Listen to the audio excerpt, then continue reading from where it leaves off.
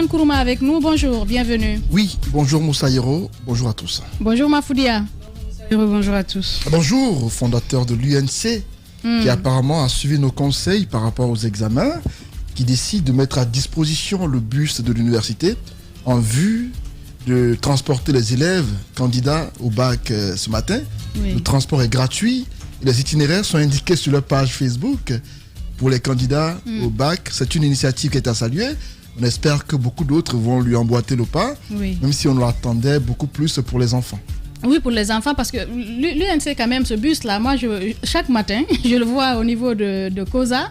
Certainement, il attend les étudiants qui vont à cette université, mais c'est un acte salutaire, donc il faut encourager ce genre d'actes volontaires, civiques, qui méritent vraiment un regard particulier. Absolument, c'est vrai qu'il faut le faire. La dernière fois, on a passé un bon moment à parler de cela, des mesures qu'il fallait mettre en place, parce qu'après, on connaît la situation du pays, on a des problèmes liés à l'infrastructure routière, on a des problèmes de transport, et quand on se base sur tout ça, on peut... c'est un peu difficile, mais je pense que ce qu'il faut garder à tout moment et en toutes circonstances, c'est la solidarité. C'est la solidarité, ce côté humain. Je pense, on l'a beaucoup observé, par exemple, quand il y a eu Covid, dans beaucoup de pays où, par exemple, on voyait des gens qui se portaient volontaires pour, par exemple, venir voir une vieille personne qui est seule dans la maison.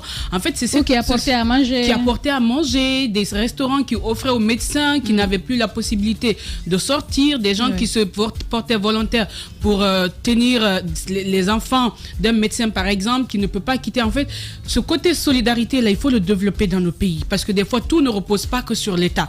Si on se donne la main sur certaines choses, c'est comme des particuliers, nous qui avons des véhicules. Imaginez si vous prenez 2 ou 3 ou 4 élèves dans votre véhicule, au lieu de rouler seul, ça aide des personnes. Et là, ce côté solidaire-là, il faut vraiment le développer, et chapeau à cette université. Imaginez si tout le monde faisait pareil, peut-être qu'on ne crierait pas suffisamment. Il y aurait une solution pour ces enfants, que ce soit ceux de l'examen, du BEPC, à tous les niveaux. Parce que quand vous voyez les enfants sur les motos, c'est incroyable. Imagine, il y a tellement de risques. La dernière fois, pendant le BEPC, j'ai vu un jeune homme qui était sur la moto, qui a fait collision avec une autre moto. Il était là, il est tombé, il s'est relevé. Imaginez un candidat dans cette situation.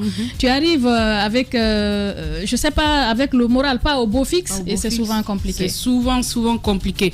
Et ce que moi je peux ajouter à cela, c'est le dispositif sécuritaire aussi qu'on pourrait bien prendre. Ce matin, par exemple, j'ai constaté du côté de Matoto, il y avait les voitures, ça venait dans tous les sens. Il y a un embouteillage qui a failli se créer là-bas, et il y a une route qui était barrée. Les gens étaient obligés de prendre leur moto, de tout faire pour passer de l'autre côté, parce que c'était bloqué. Je ne cesserai jamais de le dire, lorsqu'il y a une situation exceptionnelle, on parle de ces examens. Justement. Il faut multiplier, doubler l'effectif sur le terrain. Ça permet d'éviter des bouchons. Mais on ne le fait pas, on laisse comme ça. Parce que ce qu'il ne faut pas perdre de vue, c'est que si tous les matins, c'est un exemple, vous avez 100 personnes qui passent un espace.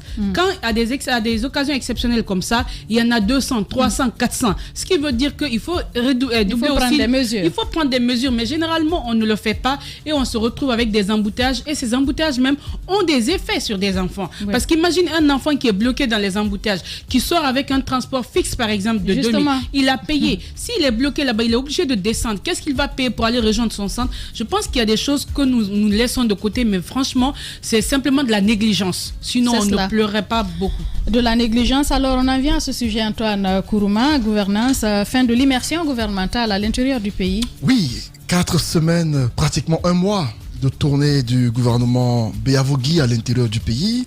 Ça a commencé en forêt, en Zérékoré notamment, ensuite à Cancan, puis au Fouta, et enfin en Basse-Côte avec la ville des agrumes Kindia qui a accueilli hier l'équipe gouvernementale. Et cette tournée, il faut dire clairement on l'a tous appréciée. Tout Guinéen qui observe ce que nous traversons a apprécié l'initiative pour le simple fait que ça permet de toucher du doigt les réalités de l'intérieur du pays. Et je pense que le gouvernement, disons tous les membres du gouvernement ont pu, chacun dans son domaine, avoir touché du doigt les réalités de l'intérieur du pays, surtout ce qui concerne leur secteur. J'ai vu quelques ministres qui étaient particulièrement concernés par cette tournée. Je vais citer celui de la sécurité, monsieur Bachir Diallo, le colonel Bachir Diallo. On a vu d'autres ministres comme celui de l'industrie ou même celui de l'agriculture qui était tout le temps sur le terrain. On a quand même vu une tournée assez animée, où on a pu constater, c'est un constat que nous faisons, qu'il y a eu beaucoup de rencontres. Il y a même celle de la communication Rose Paula Prissemo, qui a rencontré dans la plupart des villes traversées des journalistes avec qui elle a échangé autour de leurs conditions de travail et également leurs conditions de vie. Tout cela, c'était bien beau et on l'a dit, on attend de voir les résultats. Hier, c'était la boucle, la fin, la fin du périple. Et si au départ, on avait douté, bon, c'était pas un doute, ça a été confirmé après.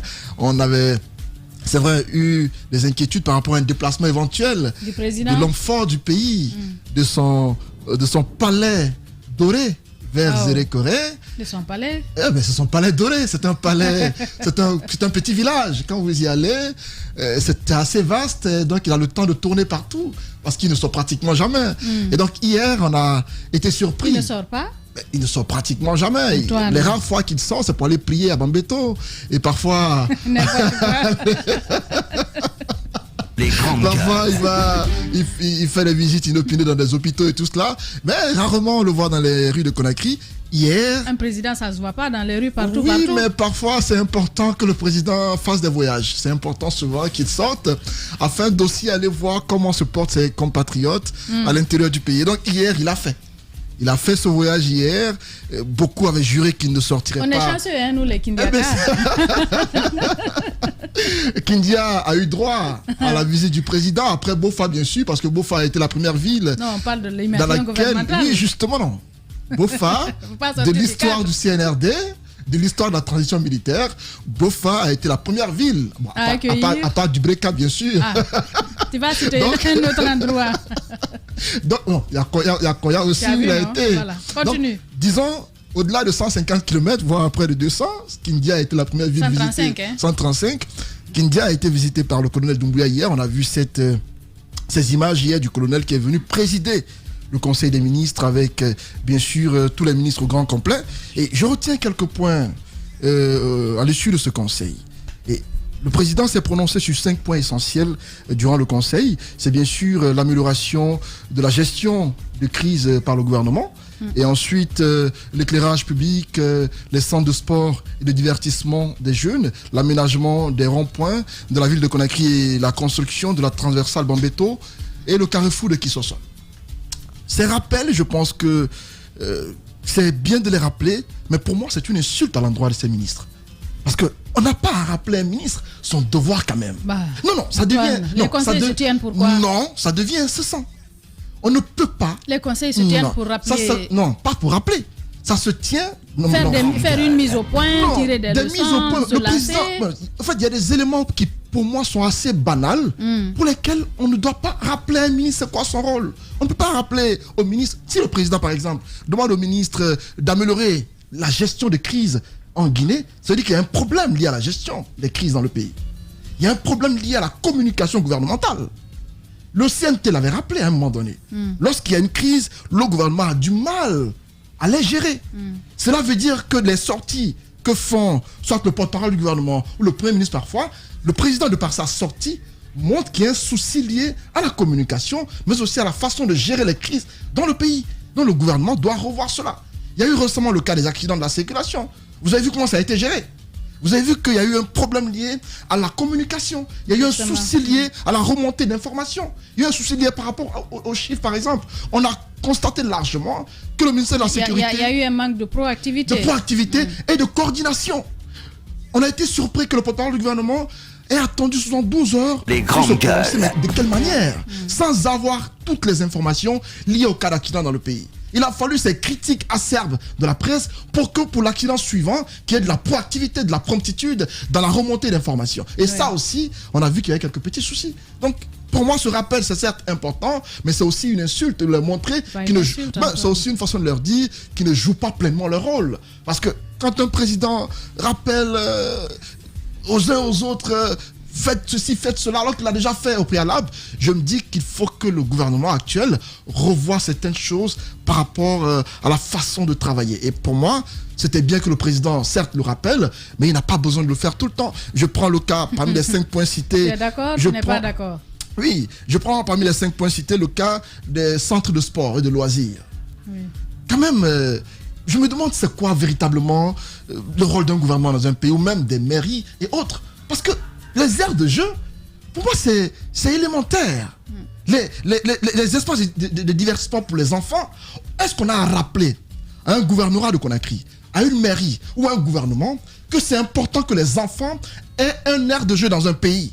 Les grands gueules. On n'a pas rappelé cela. Ça doit être une chose qui doit leur passer par la tête automatiquement. Antoine, tu oublies qu'on est avec de nouvelles autorités. Oui, de nouvelles autorités qui... Et qu'avant, les choses se faisaient, mais peut-être pas comme... On est après d'un an de gouvernance, Madame Sow. Oui, mais si par exemple, parce que par rapport à ces heures de jeu, je me rappelle qu'on en avait parlé à un moment donné, le président en avait parlé, si ce n'est pas mis en place. Quand il me rappelle, est-ce qu'il ne doit pas rappeler? Justement, il doit s'être rappelé, ça veut dire que rien n'a été fait encore. Si le président l'a dit au ministre des Sports d'envisager des aires de jeu pour les jeunes, et que quelques mois plus tard ce n'est pas encore fait, c'est une façon de lui rappeler, de le rappeler à l'ordre et dire que j'ai donné une instruction. A-t-il tous les moyens? S'il n'en a pas, il n'a qu'à quitter, il n'a qu'à le faire savoir ou quitter son poste carrément. Parce que les jeunes ont besoin de cela. Mais on ne voit pas d'action concrète sur le terrain. Notre ministre des Sports, c'est vrai, on le voit, il aime se rajeunir, il s'habille, c'est vrai, c'est un boxeur, c'est vrai, il aime montrer ses muscles, c'est bien. Arrête ce débat de personne. Non, c'est pas un débat de personne. Des actions. Je parle d'actions. Non, tu parles de sa personne. Qu'il se rajeunisse ou qu'il vieillisse, peu importe, mais qu'il pose des actes. Ce que j'ai envie de dire, c'est que c'est bien de se rajeunir, mais c'est surtout bon de nous doter d'infrastructures. C'est bien de montrer qu'on n'a pas vieilli encore, mais c'est surtout intéressant de montrer qu'il y a... Et puis il danse très bien d'ailleurs, on l'a vu à les avec la Mamaya. Il aime bien danser. Il danse bien, le ministre Béa, mais on attend de Béa plus d'actions concrètes. Béa est plus dans les annonces. On attend de lui des actions et des projets concrets. On lui a rappelé de construire des aires de jeu. Oui. On en est où à ce jour? On ne sait pas du tout. Et pour moi, il faudrait que les départements se bougent. Pour ce qui est des enfants, Madame Sow, moi j'y tiens beaucoup. Je tiens à ce que le gouvernement, ou les mairies, ou le gouvernorat, prennent cela à bras le corps, qu'on nous dote d'espaces de jeu pour enfants. En Guinée, il n'y a pas. Au moins que chaque commune puisse avoir un espace, qu'on n'ait pas à tous à se déplacer, par exemple, pour aller à Kaloum. Au jardin 2 octobre, qui est dans un état de délabrement, mais incroyable. Aujourd'hui, c'est parfois lorsqu'il y a Ramadan qu'on organise des concerts pour enfants en Guinée. Donc, vous n'avez pas d'espace où vous allez trouver des aires de jeux publics pour enfants. Vous n'en trouverez pas. Et personne n'en fait une préoccupation. Bientôt les vacances. Dites-moi, vous enverrez votre enfant où pour se distraire? Il n'y en a pas. Les enfants sont à la maison parfois, mais quand on parle de tension, crise cardiaque, voici l'une des causes parfois. Parce que souvent, les parents... Avec les enfants à la maison, franchement... Les parents emmènent les enfants dans les crèches parfois pour au moins avoir féliciter les enseignants. Une certaine tranquillité. Mais lorsque les vacances arrivent durant 2 mois, on n'a pas où les envoyer. Donc pour moi, c'était bien que le président rappelle cela, mais encore une fois, on n'a pas à le rappeler. Ils doivent savoir que c'est un devoir pour eux de le faire. Je vais clore avec le cas des carrefours, parce qu'il a rappelé hier. L'aménagement des carrefours. On a vu, à un moment donné, la gouverneure, vous allez encore me dire que je n'ai pas le droit de lui taper dessus, je ne lui tape pas dessus ce matin, dépend. Mais on l'a vu sur le terrain, faire croire qu'elle est en train d'entamer les travaux d'aménagement. Sauf que c'est un esprit tordu. Non, c'est pas tordu. Il dit tenter de faire croire. Il ne peut pas faire autrement. Non, elle a tenté de faire croire. Elle est sur le terrain. Bon, elle fait un travail, tu dis qu'elle tente de faire croire. Elle a tenté de faire croire qu'elle était sur le point d'entamer les travaux, sauf qu'on n'a rien vu plus tard. Et si le président, encore une fois, rappelle que nos carrefours ne sont pas aménagés, pour moi... Certainement, lorsqu'il a traversé Conakry pour aller à Kindia, certainement, il a fait le constat que les carrefours sont délabrés. Et je pense que tout ce qu'il a rappelé dans son discours, c'est parce que justement, durant son trajet, il a fait ce constat-là. Il a rappelé même le cas des poteaux électriques qui ont été arrachés. Je parle des poteaux solaires qui ont été arrachés. Il a demandé à ce qu'on installe au plus vite des poteaux ordinaires, comme ça l'est actuellement sur l'axe la route Le Prince. Et donc, pour moi, c'est des rappels, certes, important, mais c'est élémentaire. Il faudrait que nos membres du gouvernement fassent en sorte d'en faire une priorité afin que Conakry change d'image. Parce que jusque-là, on est tout sauf une capitale normale encore. Et ce serait important que nos gouvernants en fassent une priorité. Et je vais clore par le point central du Conseil des ministres qui était la question de la sécurité routière. Parce que un accent particulier a été mis sur ça. Le gouvernement, à travers le Premier ministre, a fait le compte-rendu de ce travail qui a été fait avec les membres du gouvernement, parce que le conseil extraordinaire qui a eu lieu mercredi a planché autour de cela. Et différents points ont été retenus finalement comme décisions et recommandations. Et le premier point cité par les membres du gouvernement, c'est de renforcer le contrôle routier et faire respecter les lois en matière de sécurité routière. C'est le premier point qui a été retenu. Deuxièmement, mener une campagne de sensibilisation intense dans les médias publics et privés en partenariat avec l'Office guinéen de publicité. Troisièmement, relancer et renforcer progressivement le contrôle technique et systématique de tous les véhicules en circulation. Un centre de contrôle technique sera ouvert dans chaque région administrative du pays. C'est une mesure qu'on a longtemps dénoncée. Il a fallu qu'il y ait cet accident pour qu'on y pense enfin. Mais on dit sera ouvert. Oui, sera ouvert, oui. Dans combien de temps? On ne peut pas dire va être ouvert demain. On ne peut pas dire c'est ouvert parce que ce n'est pas encore ouvert. Oui, forcément, on demande à ce qu'on fasse des contrôles techniques, mais dans combien de temps? Entretenir les routes, notamment les points critiques, mettre des ralentisseurs dans les zones accidentogènes et les panneaux de signalisation, responsabiliser les gouverneurs, les préfets, les commissaires centraux de police et les syndicats des transporteurs dans le contrôle de tous les mouvements de départ des gares routières relevant de leurs juridictions respectives. Ensuite, développer un système d'aide médicale. Ça, c'est peut-être par rapport à la surcharge, le contrôle au niveau des gares routières. Justement. Ensuite, développer un système d'aide médicale d'urgence en y greffant les centres d'appel et les hubs d'ambulance et de corbillards. Et ensuite, renforcer les moyens d'intervention de la protection civile et opérationnaliser les protocoles de gestion des catastrophes au niveau du matériel. Ça, c'est l'appel lancé par Ahmed Kamara lorsqu'il demandait à ce qu'on dote la protection civile d'équipements, notamment d'ambulances, et également de moyens véritables afin de secourir au plus vite les accidentés et également ceux-là qui parfois sont victimes d'incendies. Et également celui qui a été rappelé, on y renforcer la sécurité fluviale et maritime et on parle également de l'intégration de sécurité routière dans les programmes scolaires. C'est l'un des points importants. C'est très important. C'est très important. Ailleurs, même les enfants, on leur dit, ils savent comment traverser. Justement. Et je pense que c'est un élément important. Si c'est mis en œuvre, désormais, les enfants, depuis les bancs, sauront c'est quoi le code de la route. Justement. Pourront être situés sur comment marcher, quand traverser.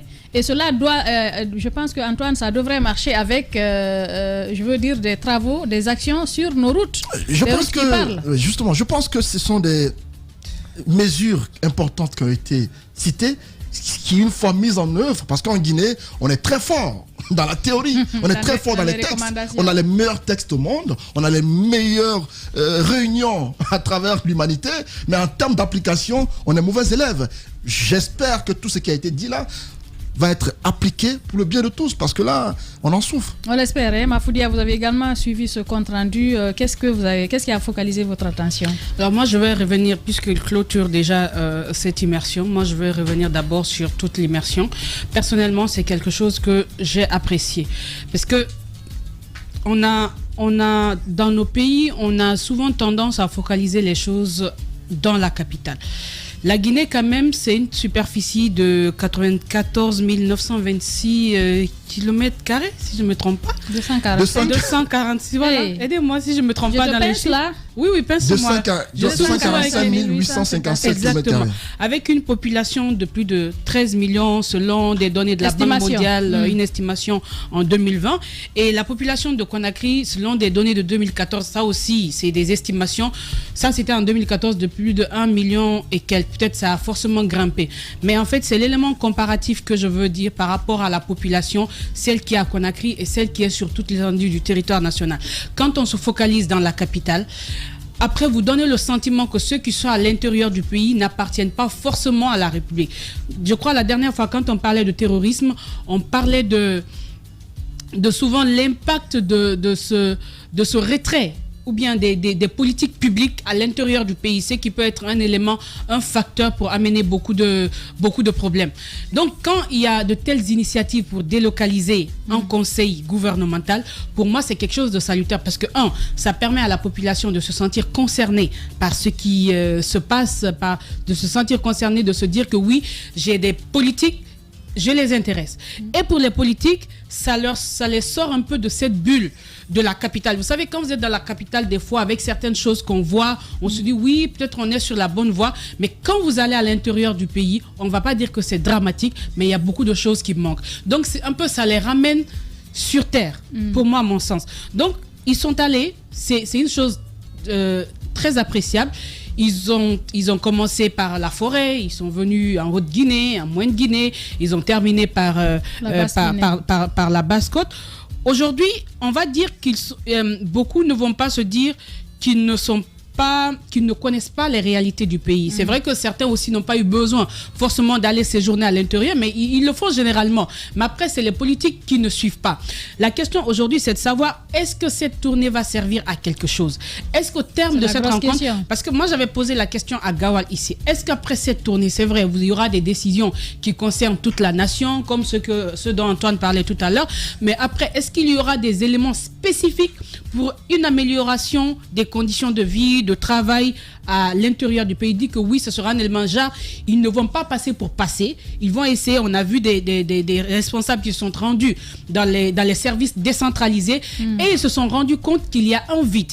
Par exemple, il y a récemment ce travail qui a été effectué du côté du ministère de l'Agriculture et de l'Élevage. Alors, il s'agissait de quoi? De comprendre un peu l'intérêt des fonctionnaires pour les postes à l'intérieur du pays, entre autres. Alors, il y a eu un sondage. Par exemple, quand on demande, par exemple, dans quelle ville ou commune souhaiteriez-vous être affecté, il y a, par exemple, 38%, plus de 36,8% qui demandent à être affectés à Kaloum. Ça, c'est à Kaloum. Et il y a bien de donner, par exemple, d'autres questions comme souhaitez-vous aller dans une zone rurale? La question. Alors, il y a 78,9% qui disent non. Seulement 21,1% disent oui. Tout le monde veut rester à Conakry. Tout le monde veut rester à Conakry. C'est vrai que quand on en parle, on viendra sur un débat comme quoi il faut mettre les moyens parce que vous n'allez pas prendre un père de famille, par exemple, qui a toutes ses affaires ici. Vous lui dites d'aller travailler à Beila, où il y a par exemple de cité pour les fonctionnaires, où par exemple il y a un problème d'électricité, il y a un problème d'eau potable, d'école. Comment il va faire? Parce que souvent, quand certains vont, ils ont bien envie d'aller avec leur famille. Mais le cadre n'est pas propice. Mais déjà, ce qu'on sait, c'est qu'il n'y a pas d'intérêt pour aller à l'intérieur du pays. Est-ce que cette tournée va changer cela? Je l'espère bien. Il faut créer l'intérêt. Il faut créer l'intérêt. Donc, alors oui, pour moi, c'est une bonne initiative qu'il faut refaire. Peut-être pas de sitôt, mais au bout de, je ne sais pas, 3 mois, 4 mois, 5 mois, il faut aller là-bas pour que les gens sachent qu'ils appartiennent à une nation et que les politiques publiques ne s'asseyent pas forcément à Conakry pour décider de ce qu'il faut faire à l'intérieur du pays. Alors, par rapport à ce qui est dit au Conseil des ministres, je suis d'accord avec Antoine, ça paraît élémentaire. On aurait voulu de grosses décisions. On ne dit pas que c'est pas intéressant, c'est très intéressant, mais c'est élémentaire. Pourquoi on le dit? Parce qu'on estime que ça devrait aller de soi. Il y a de grandes actions qu'on demande à cette transition, mais il y a de ces choses, je pense qu'on n'a pas besoin de 1000 ans pour le faire. C'est comme quand on dit on veut l'hygiène dans un espace donné. On n'a pas besoin d'être riche pour être propre. Par exemple, quand vous prenez Conakry aujourd'hui, Conakry, c'est une ville très sale. On n'a même pas besoin d'aller comparer. En fait, on ne compare pas. On dit ce qu'on ressent. Ou vous pouvez vous arrêter aujourd'hui à Conakry, prendre des photos.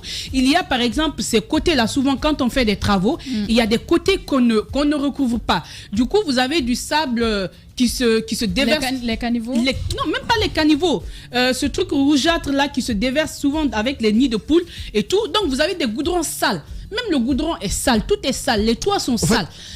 Sans te couper la parole, ça relève du ministère des TP, des infrastructures.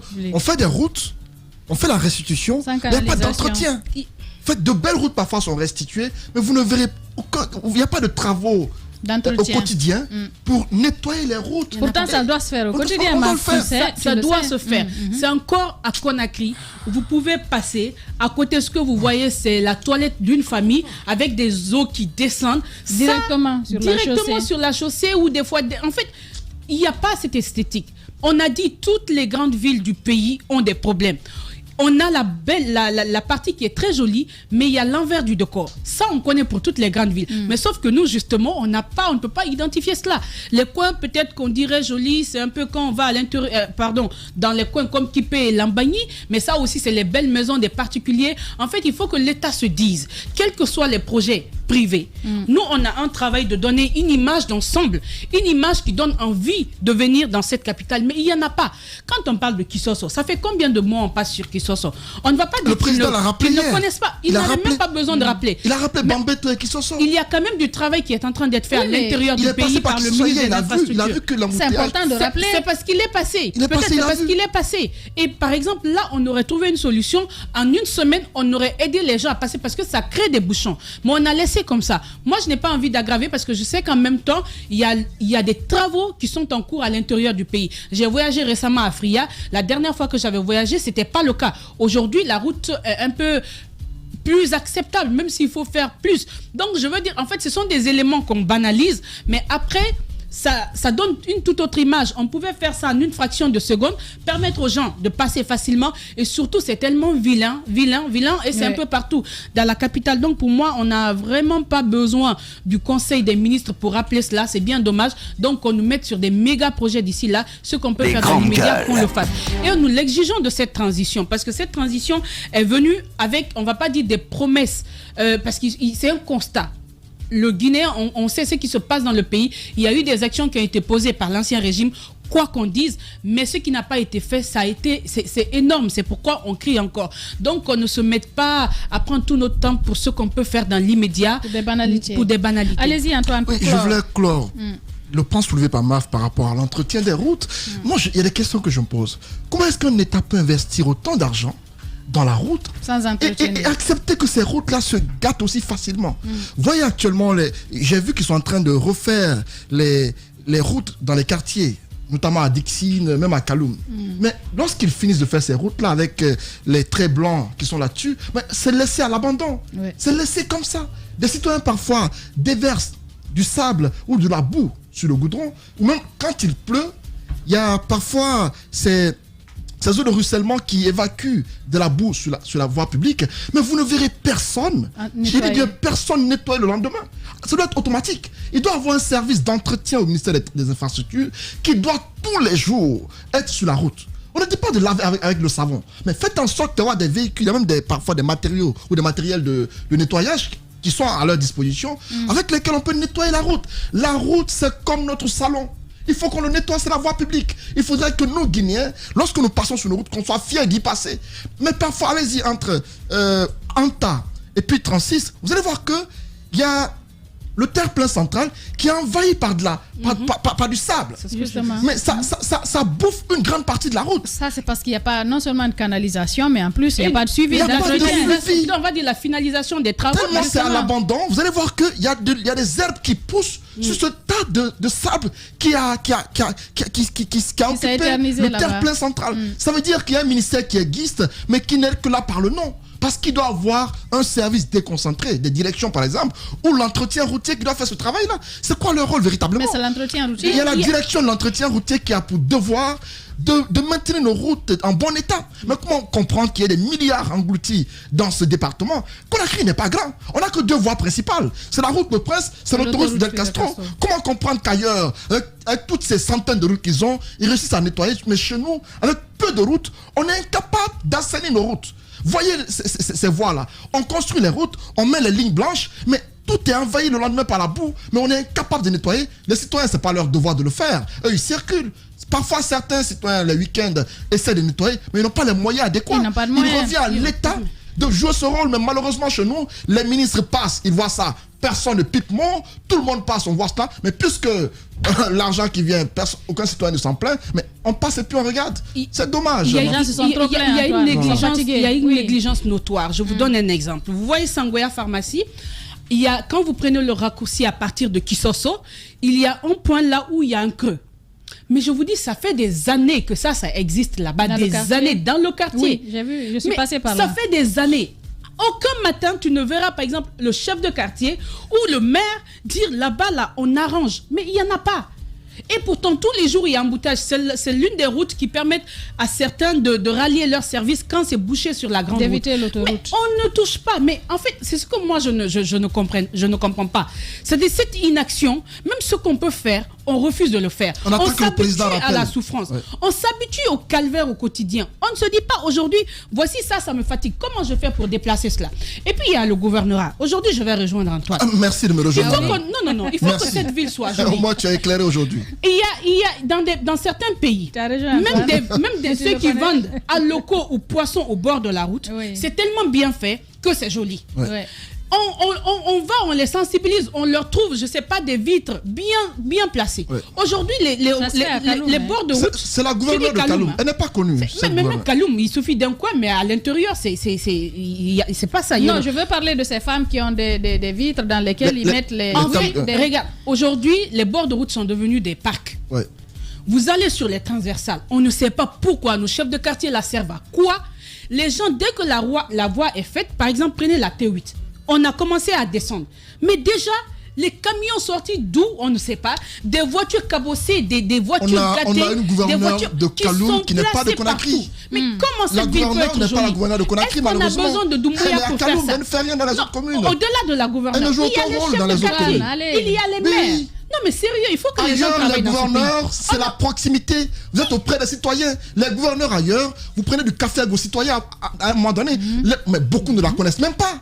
On ne la connaît pas. Moi, je ne connais pas cette dame. Elle aurait pu sortir de son confort à Kaloum et aller vers les populations dans les quartiers, dans les confins de Conakry. On dit gouverneur de Conakry, mais pas gouverneur de Kaloum. Ailleurs, il faut que les chefs de quartier, Mathurin prenait le taxi à un moment à Conakry. Mais cette dame-là, je ne remets pas en cause ses compétences, mais je dis juste que elle est trop limitée. Elle doit sortir de son confort. Elle est gouverneure, pas que de Kaloum. Elle est gouverneure de Conakry. Et même si cette gouverneure est engagée, je vous le dis, elle aussi, elle ne peut pas tout faire. En fait, il faut que chacun fasse son travail. Mais en fait, il y a les maires, il y a les chefs de quartier. Il y a les maires. Il faut commencer par la base. Il faut commencer par la base. Ils sont dans les quartiers. Les maires, vous vous rappelez, le maire qui est passé ici la dernière fois, le maire de Matam, ils n'ont pas de fonds. Non, en fait, il y a certaines choses. C'est ce que je dis. Le maire de Matam. Oui. Quelqu'un en particulier qui est dans sa maison, qui décide d'occuper un espace public, vous n'avez pas besoin de moi pour lui dire de quitter. Non, je parle de l'assainissement par exemple. Non, mais en fait, on prend souvent l'exemple là. On n'a pas de moyens, Moi, je veux bien comprendre qu'il n'y ait pas de moyens. Je suis d'accord. Mais ces choses, il ne faut pas laisser faire. On n'a pas besoin de moyens. On a besoin de responsabilité, de rigueur. Ce n'est pas votre place, vous ne vous mettez pas là. Point barre. Bien, voilà ce qu'on pouvait essentiellement dire sur ce sujet. Les grandes gueules reviennent dans un instant sur Espace.